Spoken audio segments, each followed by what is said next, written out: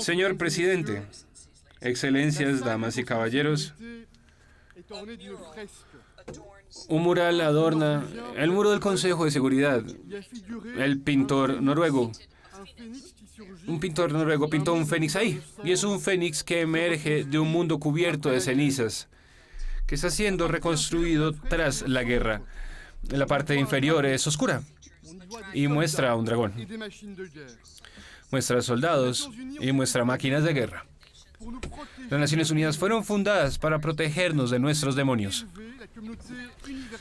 Fueron fundadas para elevar a la comunidad global hacia la paz, la cooperación y la solidaridad. Aún así, la crisis climática está creando caos. Los esfuerzos globales para combatir la pobreza están debilitándose y esta guerra de Rusia contra Ucrania está exacerbando la inseguridad alimentaria y creando una crisis energética. Finalmente, estamos luchando, perdiendo nuestro sentido de urgencia, lo que la pandemia nos había enseñado. El progreso es muy lento y estamos perdiendo terreno en muchos lugares. Damas y caballeros, el mantra de la presidencia de la India, el G20, fue una tierra, una familia, un futuro. Y realmente, somos una familia universal. Y las Naciones Unidas deben ser la columna vertebral, y como dijo el secretario general, esta familia sigue siendo disfuncional. La Unión Europea quiere un mundo que sea multipolar, que coopere y que progrese hacia una mayor democracia, hacia un mayor respeto a los derechos humanos, y aún así la confianza está erosionándose, las tensiones están aumentando. Y hay una confrontación bipolar aterradora que viene encima de nosotros. Es difícil elegir un lado sobre el otro. Es un poco como esa carrera frenética para armarnos con armas nucleares a mediados del siglo XX. Lo artificial, particularmente la arena militar, se ha vuelto parte de la competición geopolítica. Y aún así, nuestro anterior secretario general, Dag Hammarskjöld, él lo dijo: las Naciones Unidas no fueron creadas para llevarnos al paraíso, sino para salvarnos del infierno. Damas y caballeros, la lucidez nos impone esto. El sistema de Naciones Unidas es escuálido y está siendo agredido por las fuerzas hostiles. Debemos asumir nuestras responsabilidades, y eso significa conectarnos para hacer que la cooperación multilateral sea sólida de nuevo. Para lograrlo, necesitamos, en primer lugar, restaurar la confianza, resolver los problemas más urgentes y reparar a las Naciones Unidas y su sistema. En primer lugar, restaurar la confianza. La confianza, como se conoce, está basada en los principios básicos de la Carta de las Naciones Unidas: respetar la soberanía, la integridad territorial y los derechos humanos. Aún así, por los últimos 19 meses, un miembro permanente del Consejo de Seguridad, Rusia, sin ningún tipo de vergüenza, ha estado asumiendo una guerra para conquistar a su país vecino, que nunca le amenazó en el pasado. Y así está destruyendo sin ningún tipo de vergüenza nuestros principios. Y esto mostrando horror y desdén por la vida humana. La Asamblea General en varias ocasiones ha condenado la guerra de Rusia contra Ucrania, algo que por supuesto es una violación de la integridad territorial y la soberanía, que apreciamos tanto. Eso significa que debemos detener al Kremlin en esta aventura mortal. Pero no se ha sentido detenido en términos de impunidad. Lo hemos visto y esto no puede ser eterno. El tiempo para la justicia llegará. La Unión Europea incesantemente respaldará a Ucrania en su derecho a la legítima defensa. Damas y caballeros, colegas, sabemos muy bien que la Unión Europea también sabe que esta guerra en contra de Ucrania no hará que los otros desafíos del mundo cesen, no los hará desaparecer, hay que confrontarlos. El planeta está ardiendo. El mundo está siendo agredido por la pobreza y la injusticia, y sabemos que no habrá ningún milagro si no decidimos movilizar el financiamiento masivo que se necesita ahora. Por ejemplo, hemos asumido compromisos colectivos de limitar el calentamiento del planeta a 1.5 grados y aún así sabemos que estamos lejos de llegar a esa meta. El calentamiento de nuestro planeta llegará a 2.5 grados entre ahora y el final del siglo. Debemos volver al camino. La Unión Europea ha aumentado sus metas para el uso energético, que es renovable, y la efectividad energética. Hemos visto esto con el G20 y esperamos que otros miembros de la comunidad internacional se comprometan con este propósito. También está en el interés de todos los países construir las capacidades de las naciones en desarrollo para poder comprometernos con la neutralidad de carbono de aquí a 2050. Hemos visto solamente un cuarto del progreso mundial en los países en desarrollo y aún así son los países del G20 los que están siendo responsables por 80% de las emisiones globales. Y es solamente este año que la comunidad internacional pueda llegar a esa promesa de hace varios años de los 100.000 millones de dólares para financiar acciones para el clima. La Unión Europea ha sido una fuerza detrás de esto con 26.000 millones de dólares en 2021 que ya se han girado y ya se han invertido. Es mucho más de lo que nos tocaba y debemos hacer más.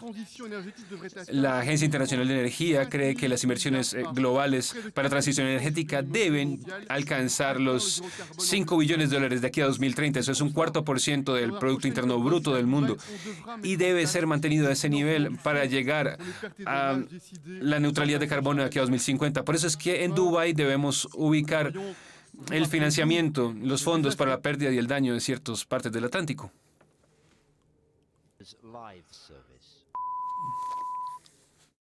Presidente del Consejo Europeo, Charles Michel, ahí hablaba sobre sus la primera parte de su intervención estaba centrada en la guerra en Ucrania. Se refirió precisamente a uno de los temas que ha marcado la agenda de esta Asamblea General. Vamos a seguir escuchándolo.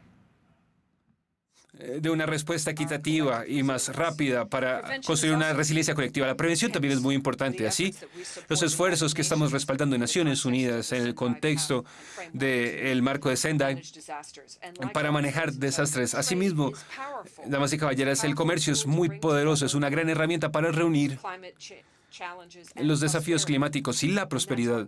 Por eso es que pedimos soluciones urgentes a los mecanismos para solución de disputas en la Organización Mundial del Comercio. Damas y caballeros, la situación económica y financiera de las economías vulnerables han sido gravemente afectadas. Fueron gravemente afectadas por el COVID-19, por esta crisis y por la guerra entre Rusia y Ucrania. Más de 50 países de bajos ingresos han hecho default en su deuda y otra docena puede caer ahí mismo también. Esto especialmente se debe a cumplir la deuda que reemplaza los gastos por cuidado social, educación, salud. 160 millones de personas en todo el mundo han sido llevadas a la pobreza y nadie debería elegir entre reducir la pobreza y enverdecer la economía. Excelencias, damas y caballeros, no podemos permitirnos el lujo de un debate más sobre el aumento aquí. No se trata de rogar, se trata de justicia. Lo que hablamos acá es un sistema global y financiero que es más robusto y más justo y mejor preparado para el siglo XXI. 100.000 millones de dólares y llegar a esa meta es importante, sí, pero tenemos que hacer más, por supuesto. Respaldamos los estímulos de las metas de desarrollo sostenible presentadas por el secretario general y la Unión Europea está completamente comprometida con implementar este marco común del G20 para esas acciones. Excelencias y damas y caballeros, nosotros tenemos que ir más allá, mucho más allá. El sistema de Bretton Woods debe ser reformado y debe ser hecho profundamente. Debe ser mucho más equitativo, debe ser mucho más inclusivo y mucho más efectivo. Esa debe ser la meta. Estas instituciones fueron creadas cuando muchos países todavía eran coloniales. Desde entonces el mundo ha cambiado y ha cambiado muchísimo. Y aún así el G7, los países del G7, tienen poderes absolutos de decisión. La Unión Europea está preparada para compartir mejor este poder de toma de decisiones en regiones que casi no tienen voz. Y nosotros creemos que tienen que estar más involucradas en esta toma de decisiones que les importa. En segundo lugar, el shock financiero es necesario. Partes completas del mundo, pueblos enteros, no tienen acceso al financiamiento. Esto impide progreso hacia las metas de desarrollo sostenible y también aumenta las posibilidades de una crisis. La cumbre de París empezó el debate para discutir un nuevo compacto financiero mundial bajo la presentación del presidente francés de Barbados y el primer ministro de Barbados. Sí, establecimos un camino. Es ahora. Es un tema de rapidez y de perspectiva. Debemos hacer lo que sea necesario y tenemos que hacerlo a tiempo y por las razones correctas. Realmente hay que actuar. Hay que actuar mejor, movilizar el capital público y actuar para incrementar y consolidar los flujos financieros. Esto es clave para aumentar la capacidad de préstamo de las instituciones internacionales. Por ejemplo, en 60 años, el poder financiero del mundo ha tomado una parte de la producción, pero esto ha caído 7 veces. Eso dice muchísimo. También se ha reducido el costo del acceso a los créditos para los países pobres. Nosotros tenemos que adaptar las reglas para los bancos de desarrollo multilateral cuando se trata de los requerimientos de capital que permitan el uso flexible de sus hojas de balance sin comprometer su bienestar. Damas y caballeros, excelencias, hace 3 años el doctor Tedros y yo lanzamos la idea de un tratado internacional sobre la pandemia. Juntos nos comprometimos a tratar de persuadir a la comunidad internacional de lanzar unos programas a través de la Organización Mundial de la Salud. El mundo necesita un instrumento legal vinculante, ambicioso para prepararse y responder a pandemias del futuro con solidaridad. Ahora le pido a todos ustedes que amplifiquen sus esfuerzos para concluir esto de aquí a 2024. Seremos un aliado constructivo y abierto en este tema. Damas y caballeros, colegas distinguidos, secretario general y todos los equipos de las Naciones Unidas son el fundamento de la acción fuerte a favor de la humanidad en los ojos de la Carta de las Naciones Unidas, pero estamos viendo la gobernanza de las Naciones Unidas frecuentemente se ve impedida. La Unión Europea, por supuesto, respalda las reformas presentadas por el secretario general en nuestra agenda común. También felicitamos el progreso logrado en términos de procedimientos. Hoy quisiéramos ir un poco más allá y presentar una nueva perspectiva para un debate necesario y urgente sobre reformas de las Naciones Unidas, así como de propuestas sobre derechos a la votación, representación y el rol que deben jugar organizaciones multilaterales. Sobre estos 3 temas, pido enmendar la Carta de las Naciones Unidas. En primer lugar, los derechos al veto en su forma actual están siendo abusados. Ponen en peligro al Consejo. Un miembro del Consejo de Seguridad puede violar con impunidad nuestra Carta y la ley internacional. Incluso puede abusar de su derecho al veto para prevenir sanciones contra sí mismo. Puede incluso explotar el Consejo de Seguridad para diseminar propaganda y desinformación, así como mentiras, honestamente. La Carta, sin embargo, dice que los miembros del Consejo deben abstenerse al voto cuando les involucra. Entonces, ahora quisiera pedirle a los miembros del Consejo que invoquen esa provisión cuando Rusia está preocupada. Finalmente, por el mismo lado, la Unión Europea respalda la iniciativa para limitar los derechos al veto en caso de atrocidades masivas.